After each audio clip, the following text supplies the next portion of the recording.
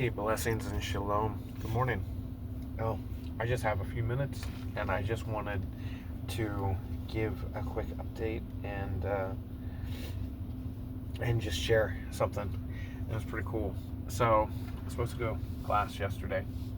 Ended up going to teach martial arts class, and that got canceled. So it was a shift, and so I went to the local coffee shop and sat down and started just doing a Bible study, something I usually do. It's pretty quiet. Try to keep to myself and whatnot. Anyways, there was two guys. I was listening to them. I thought for a second they were believers, and they were talking about things and of the kingdom. And then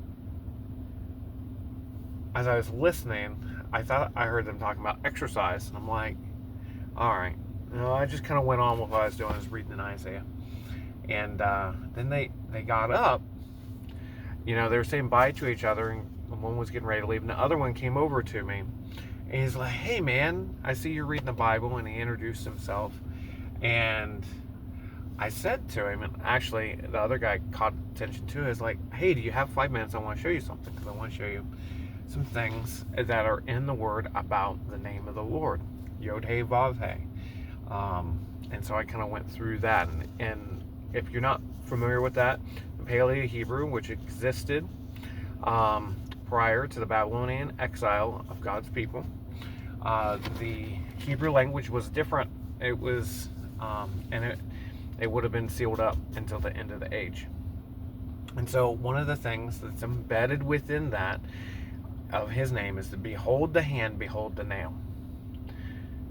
So embedded within the letters of the name of the Lord is behold the nail, behold the hand, behold the nail. Anyways, so that's pretty cool.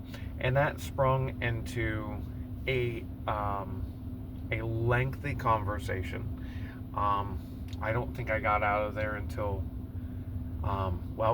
they closed. And here's the coolest part. There was a young lady who was not even from our area. She was probably like an hour away. She's a new believer. And you could tell right away she's on fire for the Lord.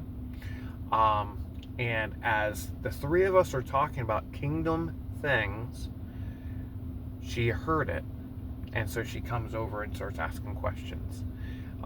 And she's like incorporated into that time of fellowship as well. So anyways, I just wanted to share that as just a word of encouragement, that if we're available, the Spirit will blow, sometimes in profound, powerful ways, but it can be that small voice in the midst of the whirlwind. So in the whirlwind of your life and your situations and the hustle and bustle, and you might have life interrupted where, your plans just got canceled. Did God's plans get canceled? It's an interesting thought. Anyways, just an interesting thing that I wanted to bring out with this is that we're sitting down, we're talking about kingdom things as if we're proclaiming his kingdom. We're talking about his kingdom. We're lifting it up and we're praising him. There's something in us that resonates, that wants to lift that up. And it resonates in that atmosphere. It changes that atmosphere. Those people that don't want to hear it, you're going to notice at some point, they're all gone. And then you're going to notice that to those that are lost, or those that are hungry for things of the kingdom and righteousness, it will draw them in and it'll be like, hey, what are you guys talking about? What's going on here? So, just wanted to share that, just to highlight that can be, if we allow it, if we allow the Spirit to move, to be a manifestation of the kingdom.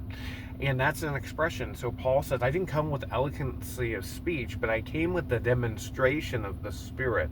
Sometimes that's with healing, and sometimes that is just with the things that he has put on our heart that we're expressing, that changes the atmosphere in which his kingdom now has authority in that place, and those other kingdoms and those other doctrines of demons flee because they have no power in that place. Oh, anyways, just a tidbit, just a thought, as you're starting your day. So, blessings and shalom.